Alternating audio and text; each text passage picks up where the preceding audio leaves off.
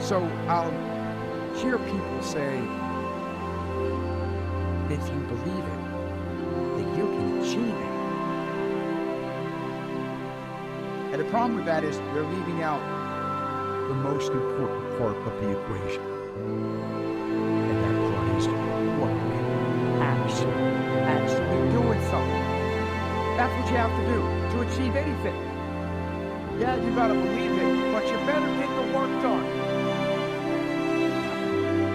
Ideas are worthless unless we act on them. I want you to write on a card what it is you want more than anything else.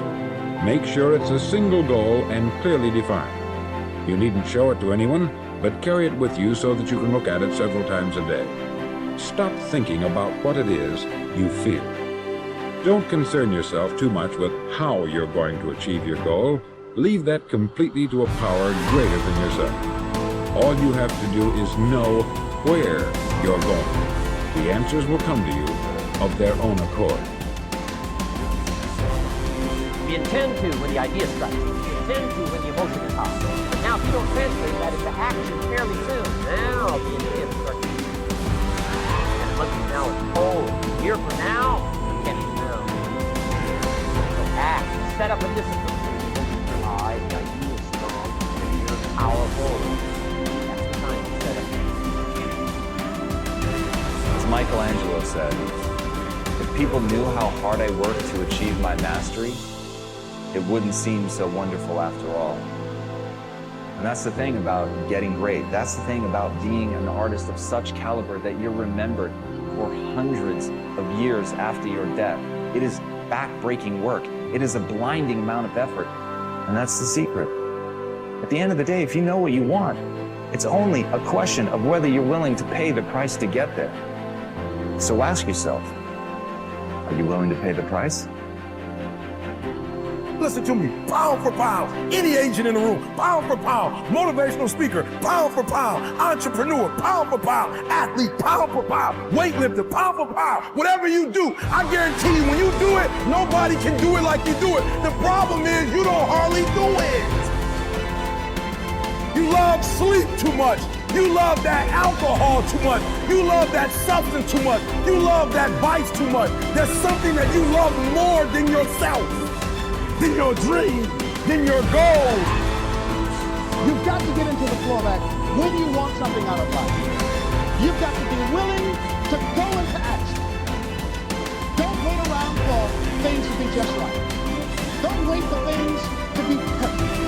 Don't wait for the ideal situation. It will never be ideal. Do what you can, where you are with what you have. This is the day. Do what you're supposed to do. You ain't no boy no more. You don't need their approval. You're talented enough. God made you. You got everything you need. I have a very strong belief that everything that comes into your life is supposed to, and every condition of your life is part of the perfection of it, and that there's a blessing in all of it, and that there are no accidents, that it's a perfect, absolutely, totally perfect universe. Everybody that you meet for a reason. Everybody you're sitting next to, you're there for a reason. You can either take advantage of it or not. You have choices to make throughout it all.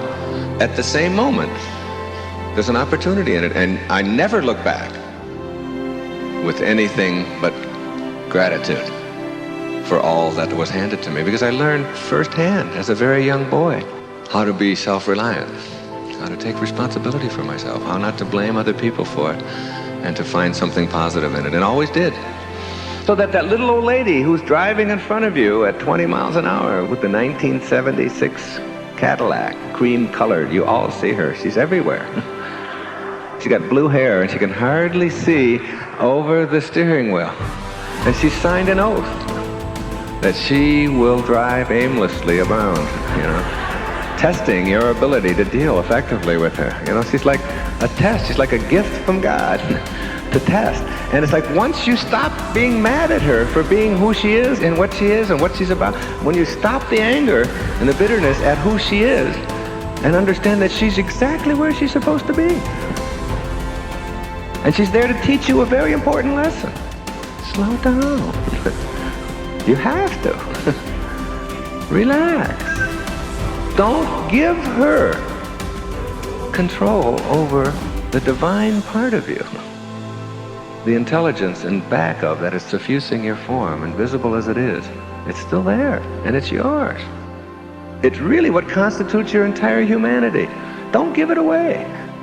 Think of yourself as connected to and a part of it all, rather than someone who is being victimized or slowed down or abused by, or here it happens again. It's all part of the perfection of it all. That's a very nice, enlightening place to get to. It really slows you down. And it doesn't take away your ability to make choices. It takes away your wanting the world to be as you think it should be instead of as it is. That's what defines neurotic. That's what neurotic really means. To be wanting the world to be as you are rather than as it is. And for you to process it exactly the way it is.